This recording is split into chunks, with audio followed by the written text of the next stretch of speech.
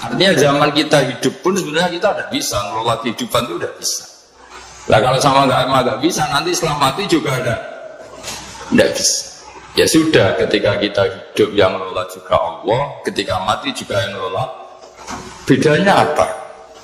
Nah, ini di sini terus kita dilatih inna sholati wa nusuki wa mahyaya wa mamati lillahi rabbil alamin. Tapi kenapa kita ragu terhadap kehidupan setelah kematian? Karena ketika kita hidup seakan-akan kita tahu cara hidup.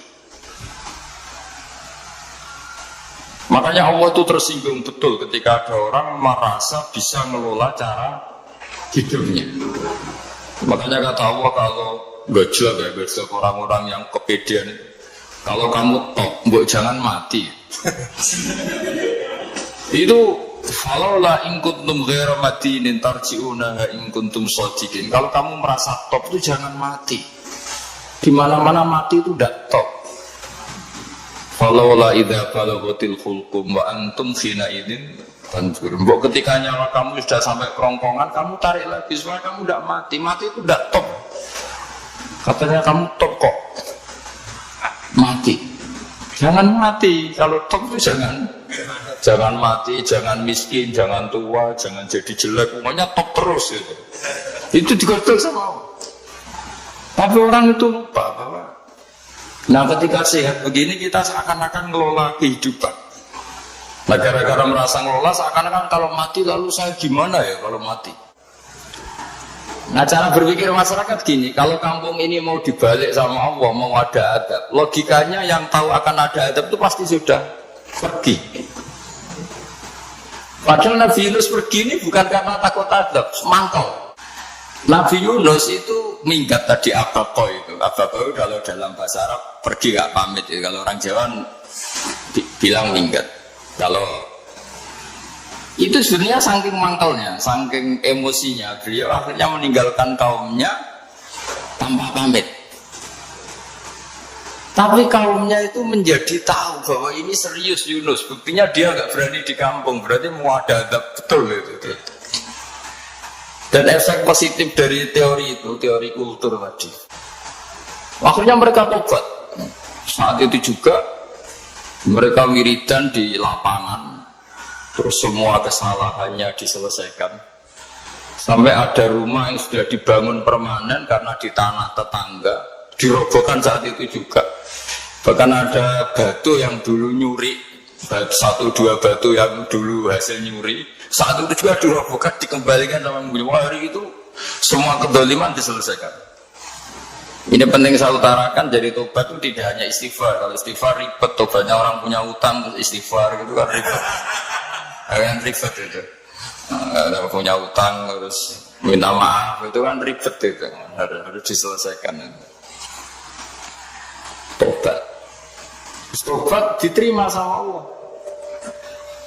Batas akhir finish dari harusnya ada adab, misalnya Senin, Selasa, Rabu, harusnya Rabu itu sudah kena adab, ternyata Rabu itu tidak kena adab. Nabi Yunus sebetulnya juga penasaran, kampungnya itu kena adab tidak? Dilihat dari jauh ternyata tidak, tambah kecewa dia.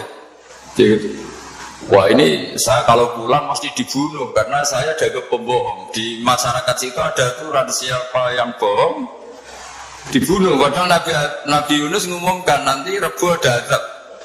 Kira-kira gitu.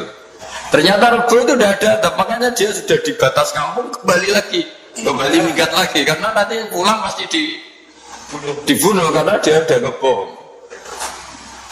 Ya akhirnya masyhur itu, terus dia ikut nelayan sekenanya, yang penting lari dari kampung, ikut nelayan sekenanya. Zaman itu, ini saya ulang lagi zaman itu. Nanti ini efeknya nanti ke tauhid. Zaman itu para nelayan tuh kayak sepakat. Kalau ada kapal atau perahu mau tenggelam, itu pasti ada yang minggat. Hanya minggat itu pergi tidak terhormat. Terus fasaha mafakana minal mudkhadin. Nah dulu tuh orang sudah punya peradaban. Ini cerita kultur, sudah punya peradaban. Punya peradaban. Ya sekarang gini, kalau nyemplungkan salah satu kan tidak adil diundi. Ternyata yang keluar dia Nabi Yunus. Terus mereka tahu ini orang nggak pantas dikorbankan karena Nabi di mana-mana itu ganteng. Orang Allah itu punya sunnah itu unik. Nabi itu harus paling ganteng di kampungnya. Nasabnya juga harus paling baik. Kabar-kabarnya juga istrinya harus paling cantik. Itu memang aturannya gitu. Nggak tahu saya.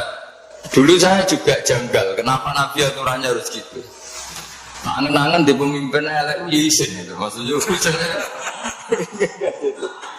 kalau pemimpin dia masak keriting itu kan piye gitu rasanya itu. Jadi Nabi itu pasti itu paling ganteng di kampungnya, terus dari nasabnya terbaik, terus rata-rata istrinya itu ya selain solihah itu ya paling ganteng. Karena ya dibully kan, sewar tidak jadi Nabi, bujane elek kan ya ribet kalau misalnya ada yang bully gitu kan juga ribet. Singkat cerita terus dia akhirnya ditenggelamkan,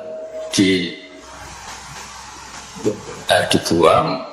Karena beliau seorang nabi, faltaqamahul khut, beliau ditelan ya. Iltiqam itu tidak digigit, ditelan. Karena ditelan beliau tidak mengalami dikunyak, ditelan. Iltiqam itu ditelan. Karena beliau seorang nabi di dalam batnil khut itu di perut. Itu dia wiridan. Dan barokahnya wiridan itu perut ikan ini menjadi masjid. Dia nyaman di situ nyaman karena terus ngalami karomah lah, andekan wali itu ngalamin karomah. Nah kesimpulan dari cerita ini itu apa? Masyarakat itu akan selalu dengan kulturnya sendiri. Para nabi juga punya kultur sendiri. Dan Allah yang mengelola itu semua. Saya ulang lagi, Allah yang mengelola itu semua. Makanya terus dua kultur ini kalau Allah menghendaki itu gampang sekali. Akhirnya yang terjadi apa? Nabi Yunus jadi kasih sanksi Allah karena pergi tidak pamit. Masyarakatnya justru enggak karena tobat. Dan tobatnya masyarakatnya ini karena kekeliruan Nabi Yunus. Keliru dengan makna bukan dosa. Andai kan Nabi Yunus saat itu kok di rumah ingin menyaksikan adab, itu masyarakat mesti gak percaya kan ada adab. Mau ada adab kok dia di rumah gitu. Jadi unik, Allah cara mengelola masyarakat itu unik. Nah, dari keunikan cara Allah ini kemudian lahirlah ilmu yang bernama ilmu tauhid, ilmu tawakal, ilmu pasrah nang pengiran itu. Karena kemarin pas Pak Yusuf sama Bu Sulis soal saya itu tak beri cerita agama itu milik Allah. Jika teori yang dikatakan manusia itu ya teori saja, tetap semua itu di tangan Allah. Ya saya saat itu cerita, misalnya saya ditanya, ini besi, materi besi dengan kaca itu kuat mana? Mesti kita menjawab kuat besi. Tapi saya yang mengendalikan besi dan kaca. Ternyata saya punya merencanakan menghasilkan besi, menetapkan kaca ini tak simpan, akhirnya puluhan tahun. Yang ini saya rencanakan saya hancurkan gitu. Andai kan si yang menjawab tadi tahu rencana saya mesti kuat bilang kuat kaca. Makanya contoh paling gampang tadi, dinosaurus itu hewan paling kuat malah musnah. Pitik yang nggak kuat sampai sekarang. Karena Allah bikin dinosaurus itu punya rencana dihancurkan ya. Sementara ayam dah, gue rame-rame dunia gitu. Sehingga ya sudah. Nah, agama itu seperti itu. Agama itu sesuai rencana Tuhan. Sehingga ini cerita Nabi. Sehingga Nabi itu kadang nggak tahu bedanya antara sesuatu yang punya data, punya perangkat untuk menuju A misalnya. Itu nggak tahu bedanya. Jadi kalau Nabi ditanya misalnya gini, onta itu lahir dari betinanya, dari indukannya bisa, ya bisa. Lahir dari batu, jawabnya ya bisa. Kalau dia seorang Nabi pasti jawab bisa. Jadi kalau Nabi ditanya, mata air itu keluar dari bumi kedalaman 7 meter, bisa. Keluar dari sini, dari meja, jawabannya ya bisa. Karena Nabi itu saking dekatnya Allah, tahu betul bahwa perangkat di dunia ini tidak bisa mendikte Allah. Semua itu kehendak Allah. Logika yang terbangun Nabi itu sebenarnya gampang ya. Kalau kita teliti itu hanya gampang itu sesuatu yang benar itu pasti bisa dijelaskan secara gampang. Nah ini ngaji tauhid biar tidak terlalu berteori itu. Karena kalau saya cerita uang pinter jenengan. Dan saya tidak ingin pinter tentang uang. Tak beri contoh. Nah ini sebenarnya nanti kalau sampean suatu saat meninggal ketemu mungkar nakir itu tahu cara menghadapi. Nanti tak warai tekniknya. Tak warai tekniknya. Makanya ada cerita agama ini baik sekali. Orang bocorkan ujian nasional itu kriminal, bisa ditangkap parosidi. Tapi agama ini pertanyaan mungkar nakir dibocorkan semua kiai. Itu gak ditangkap sama mungkar nakir. Harusnya kan rugi karena ini pertanyaan. Tapi semua kiai kan sudah membocorkan. Nanti pertanyaannya di kuburan itu buka Tuhanmu siapa, agamamu apa. Itu kan sudah dibocorkan. Tapi itu gak dianggap kriminal. Sementara kita sekolah SD, sekolah SMP bocorkan soal itu dianggap kriminal. Padahal tak harusnya boleh. Maksudnya kalau menurut teori itu harusnya boleh kan. Wong pertanyaan mungkar nakir saja dibocorkan kan. Ya tapi kan tidak ada itu. Harusnya boleh. Tapi kan terjadi gak ujian kalau dibocorkan itu. Artinya agama ini begitu baik. Pertanyaan yang taruhannya surga neraka saja dibocorkan. Kurang apanya baiknya agama ini? Pertanyaan sepenting itu dibocorkan dan kiai gak ditangkap sama mungkar nakir ya udah itu aja. Saya ulang lagi ya supaya kita ingat fitrah salimah. Soal Anda modern monggo lah, tapi saya sebagai kiai akan ngajari kalian tentang fitrah salimah. Jadi kalau kamu itu benar-benar beragama, ini misalnya kertas, ini lempengan baja. Kalau kamu beragama, kalau ditanya kuat mana, ya terserah jenengan. Karena bisa saja kertas ini aku punya niat tak simpan di arsip nasional. Baja ini tak niatkan, tak luluhkan, tak hancurkan. Sehingga kalau kita ngomong ya secara materi harus ditambahi, secara materi kuat gajah ya Allah. Tapi secara substansi jenengan ya terserah jenengan, monggo. Nah, di sini yang mulai orang lupa itu karena selalu menjawab pasti kuat gajah. Kata pasti ini yang akhirnya orang menghilangkan teori beragama. Berdasarkan logika itu. Berdasarkan logika. Nah akhirnya para nabi, para wali itu ditanya. Saya punya kitab karangannya Abdul Hamid, orang alim. Kitab itu dulu saya ngaji lama sekali, sampai sekarang saya pelajarin. Manusia itu dijebak hukum adat, padahal adat itu ya tidak terlibat. Misalnya kalau ada telur jadi ayam normal ya.